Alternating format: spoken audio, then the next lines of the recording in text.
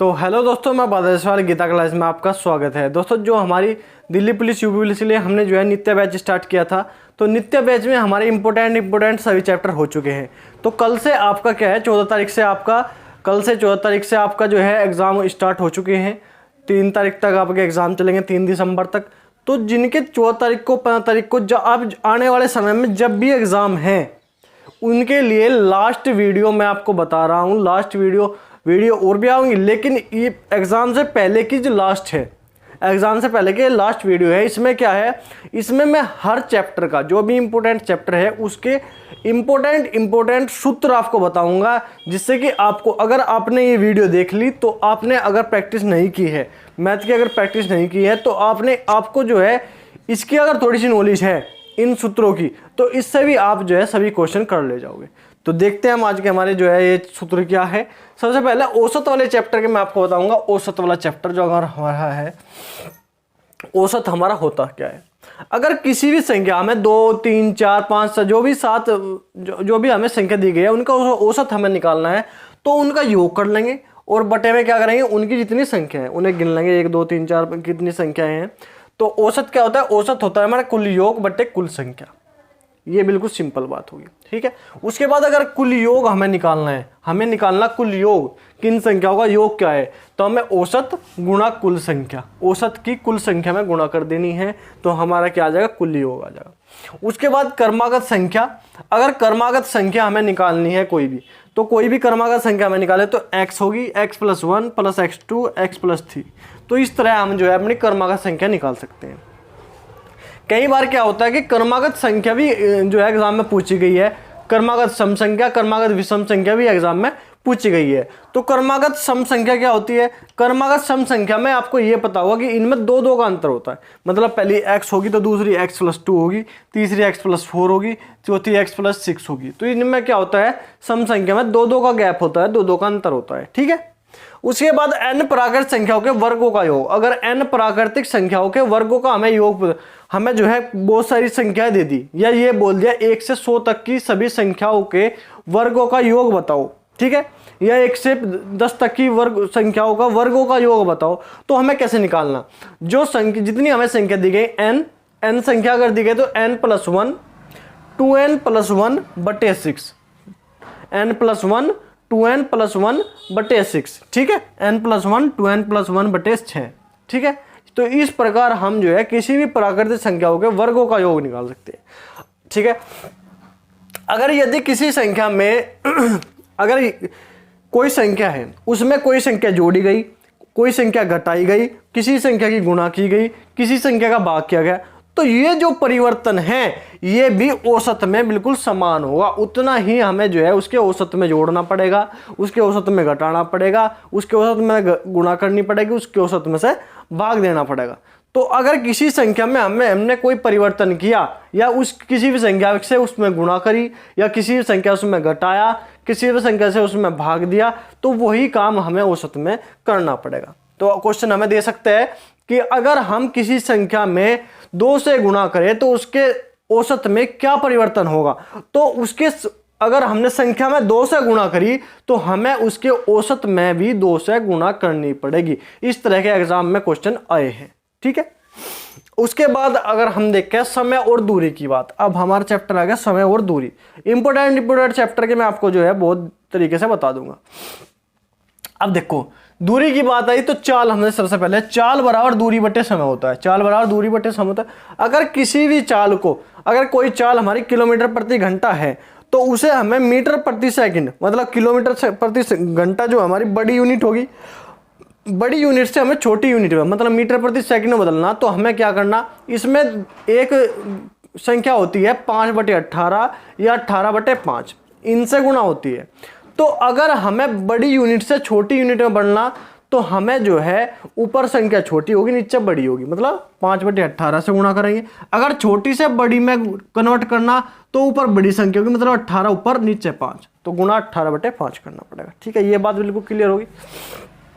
उसके बाद अगर एक ही दिशा में सापेक्ष चाल है, अरे देखो 2 हमारी गाड़ी है, 2 गाड़ियां हैं, अगर वे दोनों एक ही दिशा में भाग रही, एक ही दिशा में भाग रही, तो अगर उनकी चाल का हम चाल निकालेंगे तो उनकी चालों का हमें क्या लेना पड़ेगा, अंतर लेना पड़ेगा, क्योंकि वो एक ही दिशा में जा रही, दोनों गाड़ियाँ एक ही दिशा में जाएगी, तो हमें उनके चालों का क्या लेना पड़ेगा, अंतर लेना पड़ेगा। अगर चाल विपरीत होगी, एक गाड़ी इधर से आ रही, एक गाड़ी इधर से आ रही, तो ये आपस में कितनी तेजी से मिलेगी, कितनी, क्योंकि इसकी भी दूरी और इसकी भी चाल और इसकी भी चाल, तो ये दोनों, इनकी दोनों की चाल जुड़ जाएगी, तो ये इनकी चाल जो है जुड़कर ज़्यादा हो जाएगी। तो ठीक है, इन्हें आपस में मिलने में कम समय लगेगा। ठीक है, तो विपरीत दिशा में सापेक्ष चाल, पहले की चाल प्लस दूसरे की चाल। ठीक है, अगर दूरी समान है मतलब इतनी दूरी पहली गाड़ी चल रही, इतनी दूरी दूसरी गाड़ी चल रही, दूरी दोनों की समान है, तो उसमें अगर हमें औसत निकालना, औसत चाल निकालनी, तो कैसे करेंगे, दूरी समान होने पर औसत चाल कैसे निकालेंगे, 2xy बटे x प्लस वाई, मतलब 2 गुणा पहले की चाल गुणा दूसरे की चाल बटे पहले की चाल प्लस दूसरे की चाल, 2xy बटे x प्लस वाई। ठीक है, दूरी समान न हो तो औसत चाल हमें निकालनी हो, अगर दूरी समान नहीं है और औसत चाल निकालनी है तो कैसे निकालेंगे, कुल दूरी बटे कुल समय, कुल दूरी बटे कुल समय। ठीक है, अब देखो अगर हमें दूरी निकालनी जब एक चाल से पहले पहुंचते हैं तथा दूसरी चाल से बाद में, कोई गाड़ी है वो एक बार जो है 25 की स्पीड से जा रही, एक बार जो है 30 की स्पीड से जा रही, तो एक चाल से पहले पहुंच रही, एक चाल से लेट पहुंच रही, तो उसमें अगर हमें दूरी निकालनी है तो क्या होगा, चालों की गुणा बटे चालों का अंतर, चालों की गुणा बटे चालों का अंतर गुणा समय, उन्हें जो है जो समय लग रहा है उसकी कर देंगे इसमें गुणा। ठीक है, तो ये हो गया हमारे समय और दूरी के। अगर इसी में ही हम जो है समय दूरी में ही हमारे जो है एक रेल वाला चैप्टर आता है, उसमें रेल की भी आपको 2 बात बता दूं मैं। यदि रेलगाड़ी किसी व्यक्ति, अगर कोई रेलगाड़ी है, रेलगाड़ी किसी व्यक्ति, किसी खंबे या किसी जो है दूसरी रेलगाड़ी में बैठे हुए व्यक्ति को पार करती है, तो उसके द्वारा जो चली हुई दूरी है वो रेलगाड़ी की लंबाई के बराबर होगी, जो उसे पार करने में। अगर कोई ये व्यक्ति है, इसी व्यक्ति को एक रेलगाड़ी इधर से आ रही और वह उसे जो है पार कर गई, तो उसको जो है पार करने में जो उसकी दूरी है वो रेलगाड़ी की जो लंबाई है उसके बराबर होगी। ये बिल्कुल सिंपल बात होगी। उसके बाद दूसरी बात ये आ गई, अगर रेलगाड़ी किसी प्लेटफार्म, किसी सुरंग, किसी पुल, किसी दूसरी रेलगाड़ी को पार करती है, तो उस सुरंग, उस दूसरी रेलगाड़ी, दूसरे जो है सुरंग, पुल या जो है प्लेटफार्म की दूरी क्या तो चली गई दूरी वस्तु की लंबाई, मतलब जो प्लेटफार्म है या पुल है या सुरंग है उसकी लंबाई और रेलगाड़ी की लंबाई के योग के बराबर होगी। चली गई दूरी प्लेटफार्म की लंबाई और रेलगाड़ी की लंबाई के योग के बराबर होगी। ठीक है, तो ये है हमारा जो है कुछ इंपॉर्टेंट सूत्र। अब धारा और नाव की अगर बात करें, हम धारा और नाव के भी हमारे चेक को जो है क्वेश्चन हमारे एग्जाम में आते हैं, तो धारा और नाव में क्या होता है, देखो धारा और नाव के चैप्टर में हमारा जो है कुछ क्वेश्चन दूरी और समय से मिलते जुलते होते हैं। तो देखो चाल और दूरी से मिलते जुलते होते हैं, तो धारा के विपरीत दिशा में अगर नाव की चाल हमें निकालनी, देखो धारा इस दिशा में बह रही, उसके विपरीत हमें नाव की चाल निकालनी, तो कैसे निकालेंगे, तो हम क्या करेंगे, शांत जल में जो नाव की चाल है, जो शांत जल है उसमें जो नाव की चाल है उसमें से घटा देंगे धारा का वेग, उसमें से जो धारा का वेग है उसे घटा देंगे। ठीक है, जब हमें शांत जल में धारा के विपरीत दिशा में अगर नाव की चाल निकालनी है, हमें धारा के विपरीत दिशा में नाव की चाल, इसे हम वाई बोलते हैं, वाई से धारा के विपरीत वाले को वाई बोलते हैं, और धारा की दिशा में बोलते हैं एक्स। ठीक है, तो जब धारा के विपरीत दिशा में हम जो है नाव की चाल निकालते हैं, तो जो धारा का वेग होता है शांत जल में नाव की चाल माइनस धारा का वेग। ठीक है, उसके बाद अगर धारा के दिशा में नाव की चाल निकालेंगे जिसे हम x बोलते हैं, तो शांत जल में नाव की चाल प्लस धारा का वेग, क्योंकि उसमें धारा का वेग जुड़ गया, उसी दिशा में नाव जा रही उसी दिशा में धारा, तो उसमें धारा का वेग जुड़ जाएगा। ठीक है, अगर शांत जल में नाव की चाल हमें निकालनी, शांत जल में नाव की चाल हम कैसे निकालेंगे, तो हमें x और y दोनों जोड़ने पड़ेंगे। x क्या है हमारा, धारा की दिशा में नाव की चाल बटे धारा के विपरीत दिशा में नाव की चाल, xy बटे 2। ठीक है, शांत जल में नाव की चाल। और धारा का वेग क्या होता है, धारा का वेग हमें निकालना, तो तो x माइनस वाई बटे 2, मतलब धारा की दिशा में नाव की चाल माइनस धारा के विपरीत दिशा में नाव की चाल बटे 2। ठीक है, तो ये 2-4 सूत्र है इसमें धारा के चैप्टर में, इसको भी आपको ध्यान रखना है। उसके बाद प्रतिशत। प्रतिशत मैंने आपको बताया, चैप्टर बहुत अच्छे से समझा देता। प्रतिशत का मतलब है 100। ठीक है, कोई भी अगर परसेंटेज में आपको क्वेश्चन निकालना है तो उसे 100 मान लेना है, 100 मान लेना है। ठीक है, कैसे?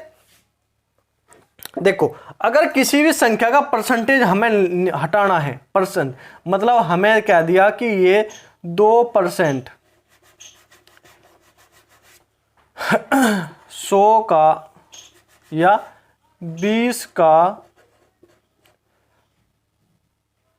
15% क्या होगा। ठीक है, तो हमें क्या करना पड़ेगा, अब हमें 15%, 20 का मतलब गुणा 15% का 15/100।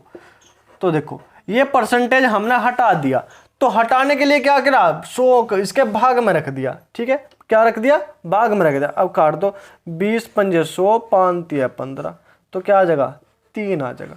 ठीक है, क्या आ जाएगा, 3 आ जाएगा। अगर हमें किसी भी संख्या में परसेंटेज लगाना हो तो कैसे लगाएंगे, हम परसेंटेज हटाने की बात तो हमने कर ली, भाग करेंगे। तो सबसे सीधी बात ये है, अगर किसी भी संख्या में हमें परसेंटेज हटाना है तो उसे बटे में, उसे उसके भाग में 100 रख दो। अगर किसी भी संख्या में परसेंटेज लगाना है तो उसमें गुणा कर दो। मतलब 2 को अगर हम परसेंटेज के रूप में लिखेंगे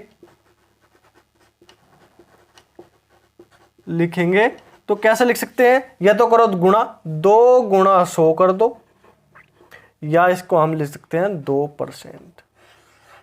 क्या लिख सकते हैं, 2%। अगर किसी में परसेंटेज लगानी है तो उसमें क्या करेंगे, 2% मतलब 100 की गुणा कर देंगे, और या अगर परसेंटेज हटाना है तो 100 से भाग कर देंगे। ठीक है, सिंपल बात ये है। उसके बाद लाभ हानि की बात करें हम, तो क्रय मूल्य अगर हमारे पास x है, लाभ हमें 20% हुआ है, तो विक्रय मूल्य हम निकालेंगे तो x का 120% निकालेंगे। ठीक है, x का 120%। मतलब देखो सिंपल बात ये है, एक बात आप ध्यान रख लो, क्रय मूल्य के नीचे क्रय मूल्य, विक्रय मूल्य के नीचे विक्रय मूल्य लिखना है, और जो निकालना उसी से करेंगे गुणा। ठीक है, अगर 20% की बात हुई तो यहाँ पे क्या है, 20% लाभ है, कितने पर, 100 रुपये पर। 100 रुपये पर कितना लाभ, 20% का लाभ, तो कितने में बेचेंगे, 120 में बेचेंगे। ठीक, सिंपल सी बात। ये हमारा क्रय मूल्य है, ये हमारा विक्रय मूल्य है, ये हमारा लाभ।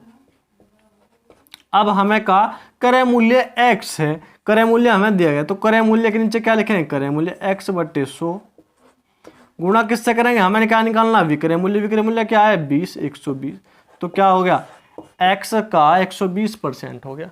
ठीक है, जो निकालना उसी से करेंगे गुणा, क्रय मूल्य के नीचे क्रय मूल्य, जो निकालना उसी से करेंगे गुणा, विक्रय मूल्य के नीचे विक्रय मूल्य। यही बात यहाँ पे होगी, क्रय मूल्य x दिया गया, हानि 15% है, विक्रय मूल्य क्या होगा, x का 85%, क्योंकि 100 रुपये पर 15% की हानि होगी, तो 100 रुपये की वस्तु कितने में बिकेगी, 85 में बिकेगी। तो क्रय मूल्य के नीचे क्रय मूल्य, x बटे 100 गुणा 85। ठीक है, हमारा जो है आंसर आ जाएगा। लाभ परसेंट की बात करें तो लाभ परसेंट बराबर क्या होता है, लाभ बटे क्रय मूल्य गुणा 100। हानि परसेंट क्या होता है, हानि बटे क्रय मूल्य गुणा 100। विक्रय मूल्य की बात करें, विक्रय मूल्य हमारा x है, लाभ 15% है, तो कैसे निकालेंगे, क्रय मूल्य हमें निकालना, तो क्रय मूल्य के नीचे क्रय मूल्य, और जो निकालना उसी से करेंगे गुणा। देखो लाभ है हमारे पास कितना, 15%, मतलब 100 रुपये की वस्तु को 15% लाभ पर अगर हम बेचें तो कितने में बेचेंगे, 115 में, 115 में बेचेंगे। क्रय मूल्य निकालना, तो क्रय मूल्य क्या हो जाएगा क्रय मूल्य क्या हो जाएगा, क्रय मूल्य हो जाएगा हमारा, देखो विक्रय मूल्य के नीचे क्या लिखेंगे, विक्रय मूल्य। विक्रय मूल्य क्या है, x के नीचे क्या लिखेंगे, विक्रय मूल्य, x बटे 115। क्रय मूल्य निकालना तो क्रय मूल्य से करेंगे गुणा, x बटे 115 गुणा 100।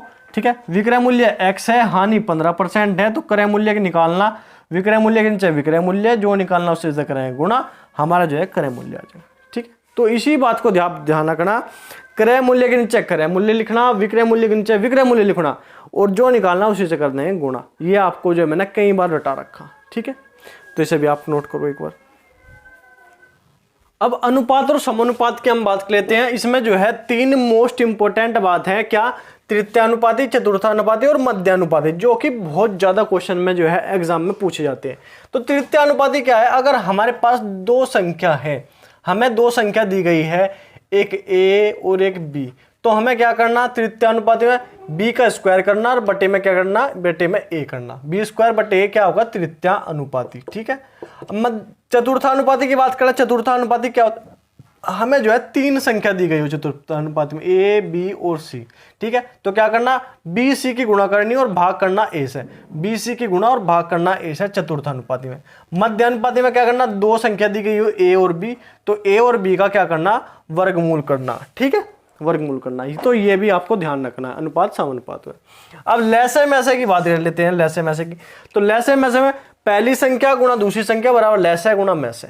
ठीक है, पहली संख्या की गुणा जो है लैसे और मैसे गुणा के बराबर होगी। ठीक है, अगर भिन्नों का मैसे हमें निकालना, देखो भिन्नों का मैसे हमें निकालना, तो देखो अगर मैसे निकालना तो ऊपर वाली संख्या का क्या निकालेंगे? अंशों का मैसे। जो निकालना भिन्नों का, अगर मैसे निकालना तो अंशों का मैसे बटे हरों का उसके विपरीत लैसे।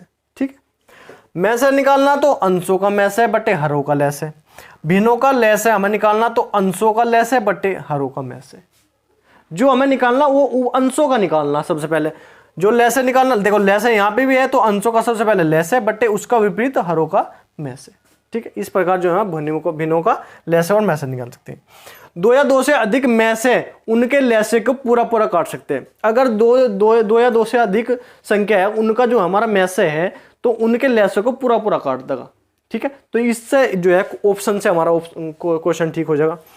घंटी और बत्तियों वाले क्वेश्चन में अगर कहीं भी ये बता रहा है कि ये 3 घंटियां लगातार बजती है, 2 घंटे बाद बजती है, ये घंटियां रेड लाइट बत्तियां हैं, रेड लाइट 2 मिनट बाद बढ़ेगी, 2 मिनट 4 बाद बढ़ेगी, तो उसमें क्या करना कि हमें उनका लैसे निकाल देना। घंटी और बत्ती वाले में हमें लैसे निकालना। बड़ी से बड़ी या अधिकतम के लिए मैसे, छोटी या छोटी या कम से कम के लिए लैसे। ये इस बात को आपको पता होगा। अगर कहीं बोला जा बड़ी से बड़ी संख्या तो उसमें क्या निकालना? मैसे। छोटी या छोटी संख्या, कम से कम संख्या, तो उसके लिए हमें निकालना लैसे। ठीक है, राइटिंग तो मेरी बिल्कुल बेकार है, लेकिन जो मैं बोल रहा आपको उस पर थोड़ा ध्यान देना। ठीक है, वर्गमूल तथा घनमूल वाली अगर बात आ जाए उसमें क्या करना? देखो जिन संख्याओं का इकाइकांक 5 से हो तो उनका जो होगा, अगर उनका हमें वर्ग निकालना। जिनकी संख्याओं जिनके इकाइकांक 5 है, मुझे जैसे 35 है, 35 का वर्ग हमें करना, तो कैसे करना? तो 5 का वर्ग करेंगे, 5 का वर्ग, फिर क्या करेंगे? 5 से बाद में क्या बची? 3 बचा। 3 से अगली संख्या क्या है? 3 की अगली संख्या है 4, तो 3 की 4 में कर देंगे गुणा। कैसे? 5 पंजे 25 और 3 चौक 12, तो ये हो गया 35 का वर्ग 1225। ठीक है, अगर किसी भी संख्या का हमें वर्ग करना, तो किसी भी संख्या का, ये तो है 5 की जिसके इकाइकांक 5 हो उसका वर्ग करना, लेकिन किसी भी संख्या का वर्ग हमें करना तो उसमें 3 स्टेप है। इकाई का वर्ग करना, सबसे पहले इकाई का वर्ग करना, फिर उसके बाद इकाई गुणा दाही गुणा 2, फिर तीसरा स्टेप दाही का वर्ग। कैसे? देखो 17 का वर्ग करना हमें, तो 7 सती 49, 9 बचा कितना? 4।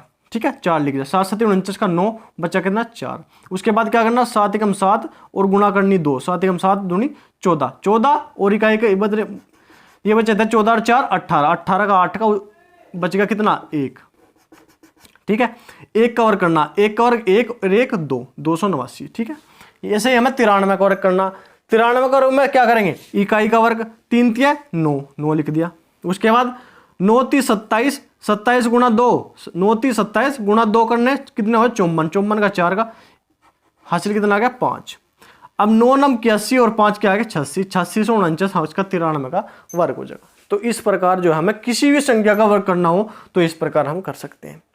तो ये क्लास आपके एग्जाम में मोस्ट इंपोर्टेंट, आपको जो है बहुत ज़्यादा सहायता देगी। तो मैंने आपको जो है ऐसी ऐसी बात बता दी इसमें कि जो कि आपको जो है पढ़ाने के टाइम पे ना बताई गई हो। ठीक है, तो इसको जो है आप जो है एग्जाम से पहले एक बार आप जरूर देख लियो। मेरा जो है आपसे हाथ जोड़कर रिक्वेस्ट है कि आप जो है इसे एग्जाम से पहले एक बार जरूर देखो, आपको बहुत ज़्यादा हेल्प करने वाली है। तो ठीक है, आज के लिए इतना ही है।